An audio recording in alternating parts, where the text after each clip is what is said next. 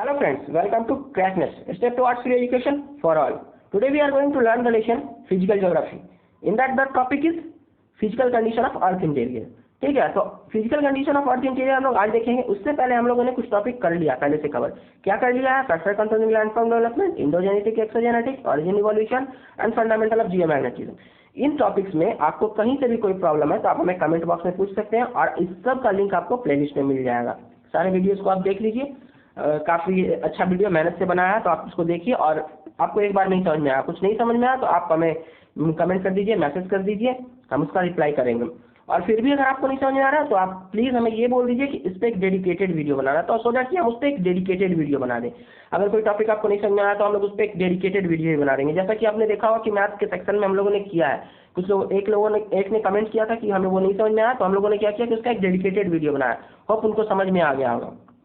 ठीक है, तो आज का हम लोग का जो टॉपिक है वो देखिए किस टाइप का है, physical condition of earth interior. इससे आपको पता चल रहा है कि हम लोग क्या पढ़ने जा रहे हैं, फिजिकल कंडीशन अर्थ के इंटीरियर का। ठीक, तो अर्थ के इंटीरियर का फिजिकल कंडीशन पढ़ने के लिए कुछ फैक्टर्स होते हैं। अब देखिए, क्योंकि अर्थ के इंटीरियर का पढ़ना है तो हम लोगों ने पहले उसके बारे में हमें जानना होगा, उसके अंदर जाना होगा अर्थ के अंदर, या फिर अर्थ किसी तरह से उसको देखना होगा, विजुअलाइज करना होगा। तो जो हम लोगों ने आज तक जो किया वो 12 किलोमीटर लंबा ही एक ड्रिल कर पाया, एक होल ड्रिल कर पाया अर्थ में। सोच लो ये कितना कम है। ठीक है, तो हमें कैसे पता चलेगा अर्थ के इंटीरियर के बारे में? सारा डिटेल्स हमें अर्थ के इंटीरियर के बारे में कैसे पता चलेगा सिर्फ 12 किलोमीटर से? तो हम लोगों ने कुछ और फैक्ट्स एंड फिगर्स का सहारा लिया, जैसे कि हम लोगों ने सिस्मोलॉजी का सहारा लिया, अर्थ का हेल्प लिया, वोल्केनिक इरप्शन का हेल्प लिया। ऐसे बहुत सारे फैक्टर हैं जिससे हमें ये पता चला कि अर्थ का अंदर का इंटीरियर किस टाइप का है, फिजिकल कंडीशन। और उसके बाद फिर हम लोग ये भी देखेंगे कि उसका केमिकल कंपोजिशन कैसा है अर्थ के इंटीरियर का। तो यहाँ तक में तो किसी को कोई प्रॉब्लम नहीं होना चाहिए। आगे देखते हैं फिजिकल कंडीशन में हम लोगों ने इसको, जैसे अर्थ हो गया ना, देखिए अर्थ हो गया, तो इसको हम लोगों ने काट के देखा कि इसके कुछ पोर्शन में डिवाइड किया है। तो that is crust, mental and core. ठीक है, तो ये ओल्ड कॉन्सेप्ट हो गया। उसके बाद हम लोगों ने थोड़ा और इवोल्यूशन और थोड़ा सा और लोग जाने आगे, तो लिथोस्फीयर, स्टेनोस्फीयर, मेसोस्फीयर, बैरोस्फीयर किया। इस टाइप का हम लोगों ने, ये देखो इमेज देखो, इस टाइप का क्लासिफिकेशन किया। इमेज देखिए आपको क्लियर हो जाएगा, क्रस्ट, मेंटल, कोर। ठीक है, तो ये सब है, ये सब सारे फैक्टर हैं जो हमें हेल्प करते हैं क्या करने में, अर्थ के इंटीरियर को समझने में, अर्थ के इंटीरियर को पढ़ने में। Physical condition of earth interior में देखिए हम लोग, ये क्या तो साइंस है। किसका साइंस है? Science of earth. इसमें हम लोग अर्थक्वेक के स्टडी, अर्थक्वेक के हेल्प से हम लोग स्टडी करेंगे, वोल्केनो के हेल्प से हम लोग अर्थ के इंटीरियर का स्टडी करेंगे, इंडोजेनेटिक फोर्सेस, इसका हमने बहुत अच्छा क्लास लिया इंडोजेनेटिक, एक्सोजेनेटिक का, तो आप इसको देख लीजिएगा, प्लेलिस्ट में आपको मिल जाएगा। Natural process of the earth, natural process earth का क्या, वो भी अर्थ के इंटीरियर से गाइड होता है।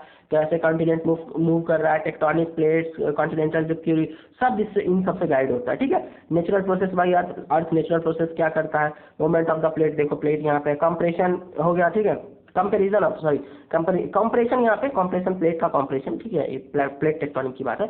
और यहाँ कंपेरिजन क्या है? कंपेरिजन स्टार, मून एंड सन की बात कर रहा है। तो हम लोग अगर अब देखिए अर्थ जैसा है, जैसे अर्थ है उसी टाइप का सिमिलर तो बहुत सारा एस्ट्रोनॉमिकल ऑब्जेक्ट है स्पेस में।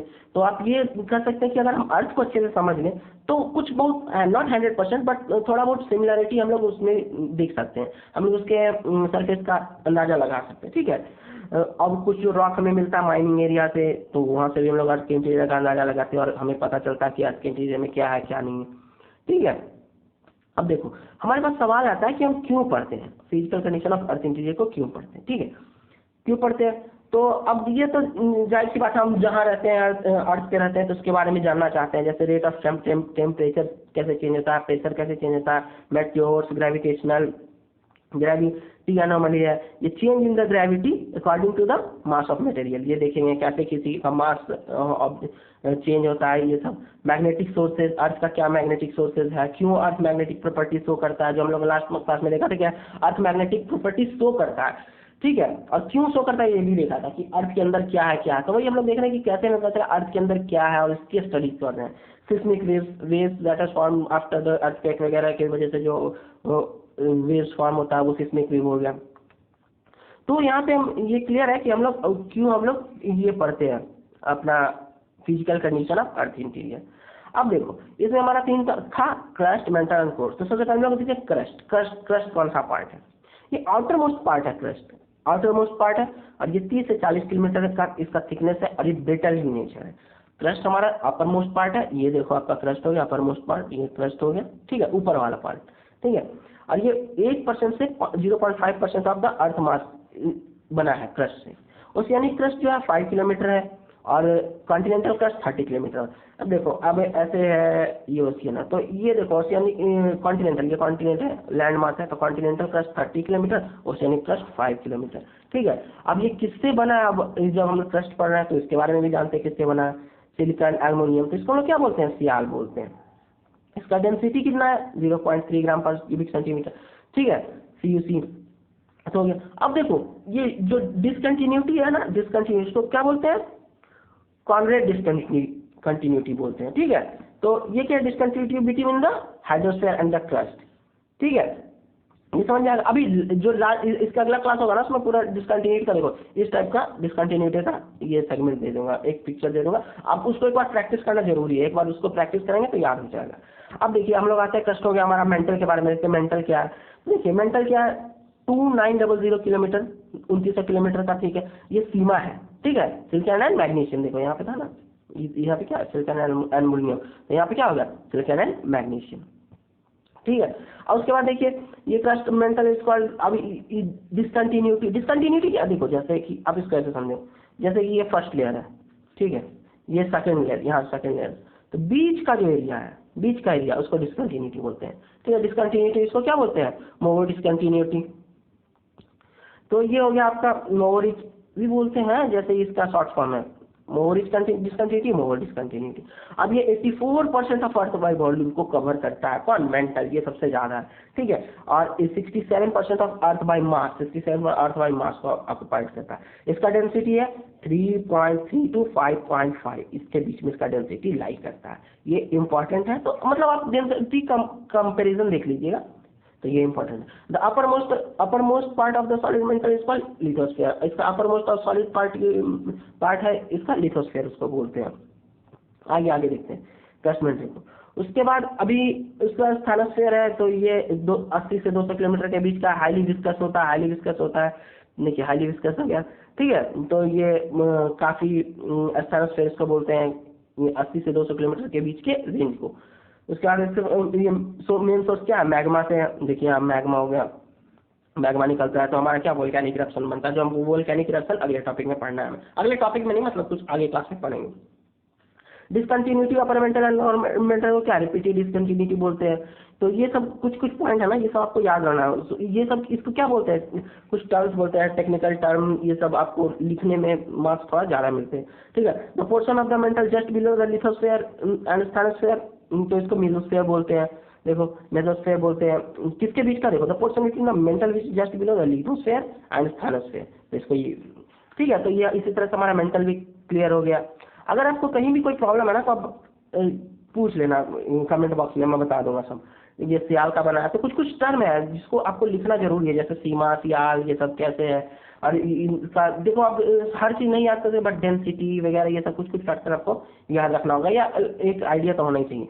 अब कोर के बारे में देखते हैं। कोर को हम लोग क्या बोलते हैं, नीचे बोलते हैं, ठीक है, inner core of the inner core. तो अब इसको 2 पार्ट में डिवाइड किया, inner core and the outer core. जो ये देखो ये कोर हो गया, एकदम 3 पार्ट में बांटा था ना, देखो ऐसे करके 3 पार्ट में, ठीक है, क्रस्ट मेंटल एंड कोर। तो कोर को भी inner core and outer core में बांट के रखा है समझने के लिए, ठीक है। और कोर सेपरेटेड बाय मेंटल। अब मेंटल और कोर के बीच का जो डिसकंटिन्यूटी है तो उसको हम लोग गुटेन्सबर्ग डिसकंटिन्यूटी बोलते हैं। 15% ऑफ द अर्थ वॉल्यूम से करता है, 32.5% बाय मास करता है।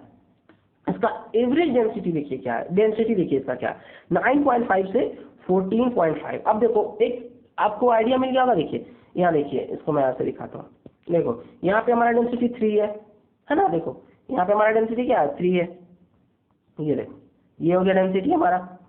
उसके बाद हमारा देखो यहाँ पे मेंटल का देखो डेंसिटी क्या है, देखो मेंटल का डेंसिटी क्या है, ये हो गया मेंटल का डेंसिटी 3.5 to 4.4, ठीक है। उसके बाद हमारा आ गया कोर का डेंसिटी हो गया 9.5 से, तो ये इसका कोर का डेंसिटी है। अब देखो इनर कोर जो है ना हमारा, वो क्या है, सॉलिड है। सॉलिड कैसे है, देखो ये अर्थ हो गया, तो इसके अंदर का ये सॉलिड है। ऑल्दो ये बहुत यहाँ हीट एंड टेम्परेचर है, फिर भी ये सॉलिड है, क्यों, क्योंकि उसके बहुत ज्यादा प्रेशर लग रहा है। ये हम लोग अभी देख रहे हैं, अगले स्लाइड में देख लेंगे कि कैसे प्रेशर लग रहा है। ठीक है। तो ये क्या हो गया, सॉलिड स्टेट हो गया। आउटर कोर क्या है, लिटिल लिक्विड स्टेट में है, पूरा लिक्विड नहीं है, सेमी लिक्विड है, लिक्विड है। अपर कोर एंड लोअर कोर उनके बीच के डिस्कंटिन्यूटी को लेमन डिस्कंटिन्यूटी बोलते हैं, और इसको बैरोस्फीयर भी बोलते हैं। यहाँ तक बात समझ में आ गई। अब देखिए temperature, pressure and density. Temperature हम लोग देखेंगे, प्रेशर देखेंगे, डेंसिटी देखेंगे अर्थ के इंटीरियर का। तो अब एक बात इसमें, एक बात आपने फील किया होगा या देखा होगा या कहीं सुना होगा कि जब कोई डीप वेल के अंदर जाता है, कुआं के अंदर जाता है, तो ज्यादा गर्मी होती है, ठीक है। तो rise in temperature with increase in depth, मतलब कि जब अब देखो ये अर्थ हो गया हमारा, अर्थ का इंटीरियर काफी हॉट है, तो अब नीचे जाएगा तो ये गर्म होगा, ठीक है। मोल्टन लावा सपोर्ट, अब ये एक ही ये एविडेंस हो गया कि कोई डीप वेल के अंदर जाता है तो गर्मी लगती है, इस टाइप का फैक्टर हो गया।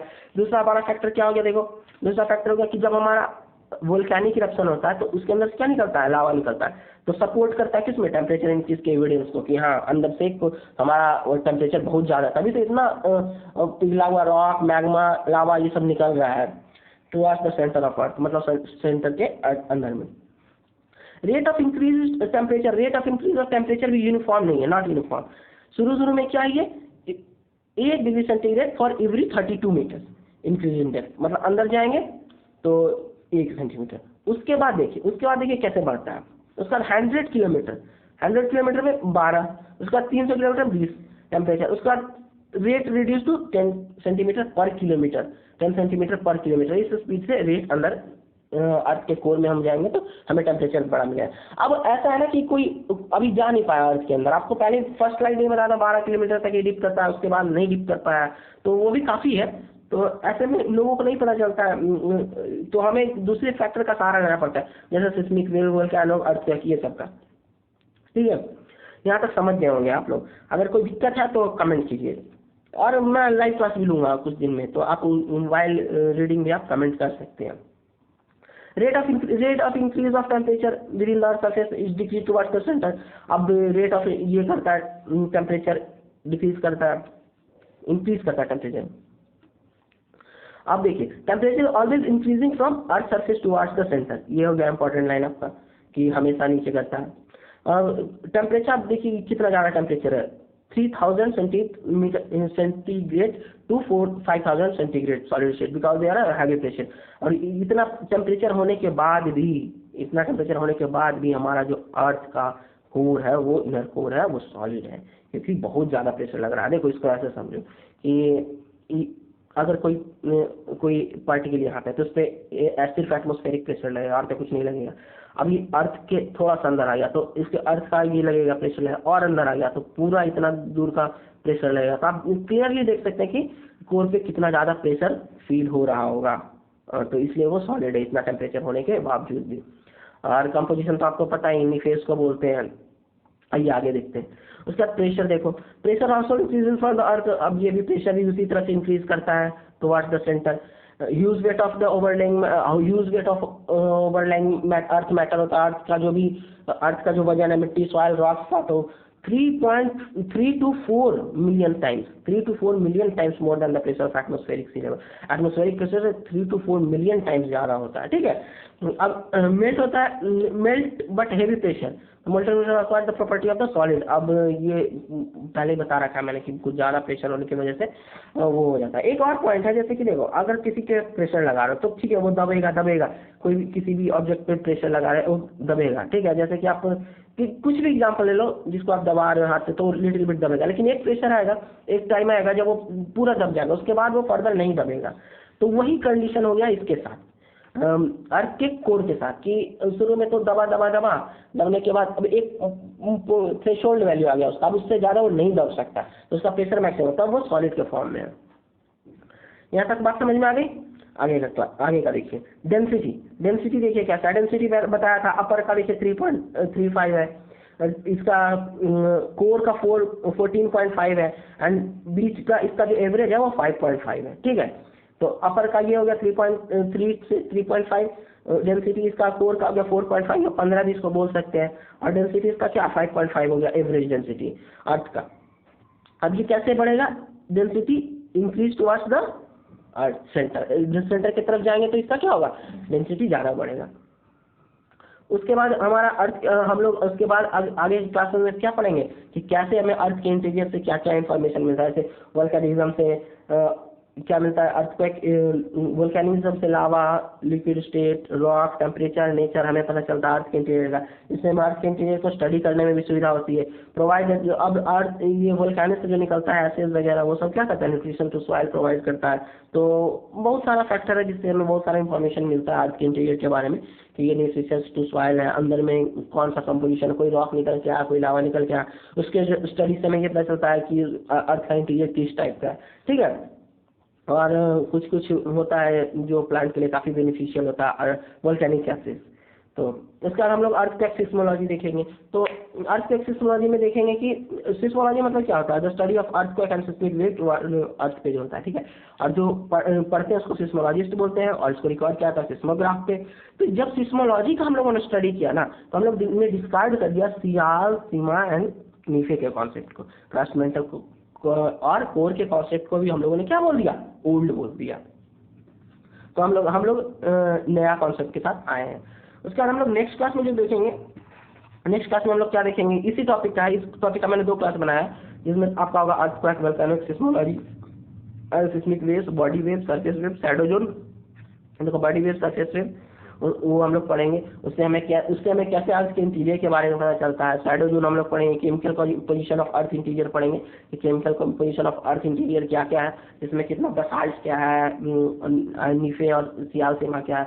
अब उसके बाद कुछ साइंटिस्ट का हम लोग ये देखेंगे, थ्योरी देखेंगे, जियोलॉजिस्ट का, ठीक है, ज्योग्राफिस्ट का हम लोग थ्योरी देखेंगे कि उन्होंने क्या क्या थ्योरी दिया कि अर्थ के इंटीरियर के रिगार्डिंग। तो यहाँ तक आपको मुझे लगता है समझ में आ गया होगा। अगर किसी को नहीं समझ में आया है तो प्लीज़ आप हमें कमेंट कीजिए और सपोर्ट कीजिए। और अगर आप कोई सजेशन देना चाहते हैं हमारे वीडियो के रिगार्डिंग कि how we can do better, हम लोग अपनी वीडियो कैसे बनाएं और कुछ मिस हो रहा है, तो आप हमें सजेशन भी दे सकते हैं। और आपका सजेशन काफ़ी वैल्यूएबल होगा हमारे लिए, हम लोग जरूर इस पर कुछ काम करने की कोशिश करेंगे। लाइक कीजिए, शेयर कीजिए, सब्सक्राइब कीजिए हमारे चैनल को, और आप हमें सपोर्ट भी कर सकते हैं और आप हमें कमेंट भी पूछ सकते हैं। सपोर्ट नंबर ये है, कमेंट के लिए आप कमेंट बॉक्स में पूछिए। ठीक है, और बहुत बहुत धन्यवाद, आपने हमें अपना समय दिया।